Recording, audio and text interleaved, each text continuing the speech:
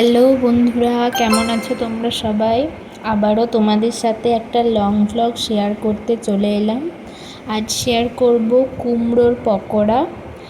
এই বর্ষাকালে বৃষ্টির একটা দিনে বিকেলের চায়ের সাথে খেতে কিন্তু দারুণ লাগবে। প্রথমে আমি কিছুটা কুমড়ো নিয়ে সেটাকে ভালোভাবে কুচি কুচি করে কেটে নিয়েছিলাম। যত ছোট হবে তত ভালো সেদ্ধ হবে, বেশি বড় করলে কিন্তু সেদ্ধ হবে না, ভেতরে কাঁচা রয়ে যাবে। তো কুচি করার পর আমি জল দিয়ে ভালো করে ধুয়ে নিয়েছিলাম। আর এর সাথে আমি 2-3টে মতো কাঁচা লঙ্কাও কুচি করে এর মধ্যে দিয়েছিলাম, বেশ ঝাল ঝাল লাগবে খেতে। আর বেসন নিয়ে নিয়েছি, তারপর বেসনের মধ্যে নুন দিয়ে দিয়েছি পরিমাণ মতো। এবার এই সব কিছুকে একসাথে মিক্স করছি। এখন কিন্তু আমি জল দিইনি, জল দেওয়ার আগে ভালোভাবে মিক্স করে নিচ্ছি পুরো ব্যাটার যেটা হবে সেটা। তারপর আমি হালকা হালকা করে জল দিচ্ছি। প্রথমে একটু জল দিলাম, নিয়ে মেখে নিচ্ছি ভালোভাবে। বেসনটা যত ভালোভাবে ফাটানো হবে ততই পকোড়াগুলো ভালো হবে।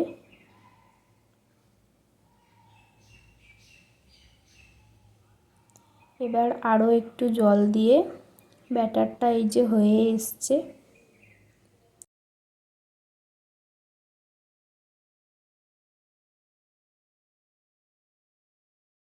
কড়াইতে তেল গরম করতে আগেই দিয়ে দিয়েছিলাম।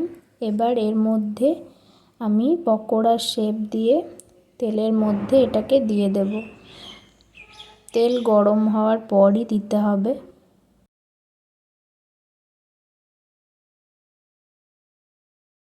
একে একে সব পকোড়া শেপ দিয়ে এর মধ্যে দিয়ে দেব। গ্যাসের ফ্লেমটাকে এই সময় মিডিয়াম রাখাই ভালো, না হলে বেশি আঁচ হয়ে গেলে পকোড়াগুলো পুড়ে যেতে পারে।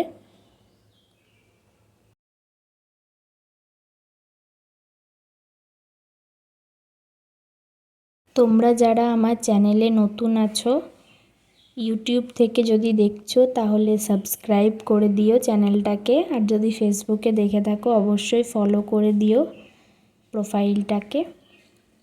সবার আগে আমার ভিডিও তোমাদের কাছে পৌঁছে যাবে। আর কেমন লাগছে ভিডিওটা সেটাও কমেন্ট করে আমাকে জানিও। তোমাদের একটা লাইক, একটা কমেন্ট আমাকে আরও একটা ভিডিও বানানোর জন্য ইন্সপিরেশন দেয়।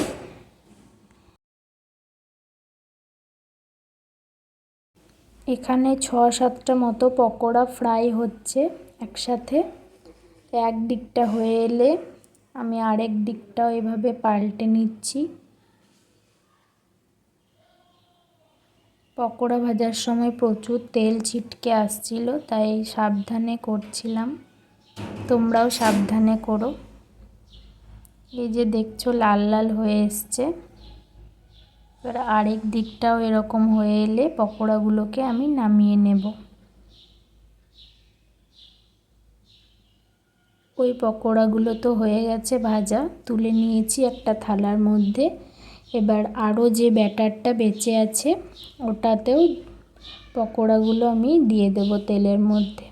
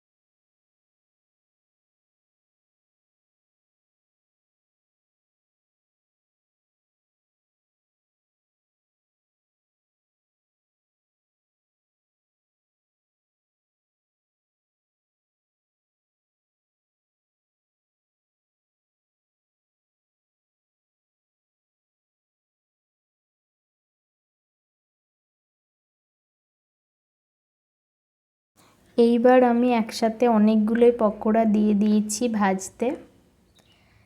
13টা 14টা মতো দিয়ে দিয়েছি একসাথে। আসলে মায়ের রুটি করার ছিল, তাই মা বললে একটু তাড়াতাড়ি কর, তো একসাথে অনেকগুলো দিয়ে দিলাম। এবার পাল্টে নিচ্ছি, দেখি ওই দিকটা হয়েছে কি না। হ্যাঁ, হয়ে গেছে। আর বাকি পকোড়াগুলোকেও উল্টে পাল্টে ভেজে নেব।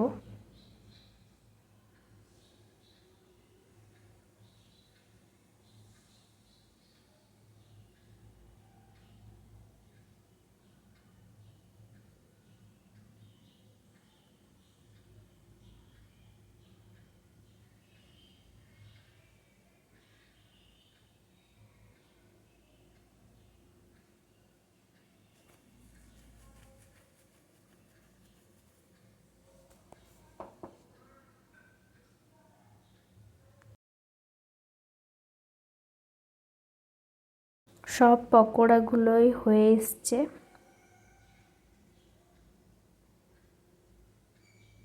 তোমরা কে কে কুমড়োর পকোড়া খেতে ভালোবাসো কমেন্ট করে আমাকে জানিও। আমার খুব ভালো লাগে, মাঝে মাঝে আমি এটা বানিয়ে খাই। তো এবার তোমাদের সাথে শেয়ার করলাম, অন্যবার শেয়ার করা হয় না।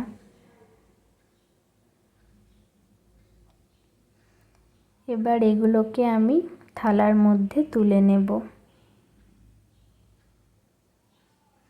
এই যে এতগুলো পকোড়া হয়েছিল।